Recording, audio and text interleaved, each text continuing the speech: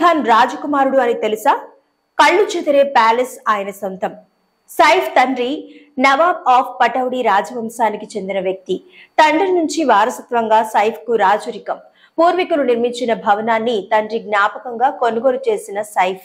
బాలీవుడ్ నటుడు సైఫ్ అలీ ఖాన్ రాజకుటుంబీకుడు అనే విషయం చాలా మందికి తెలియదు. సైఫ్ తండ్రి మన్సూర్ అలీ ఖాన్ పటౌడీ రాజవంశానికి చెందినవాడు.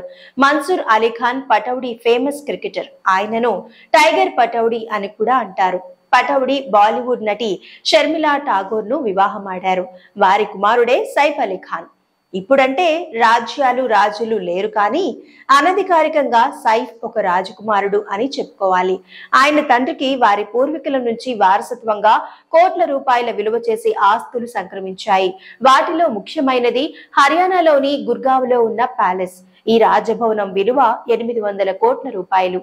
పూర్వపు నిర్మాణ కౌశలానికి మచ్చుతునకలా ఉండే ఈ భవంతి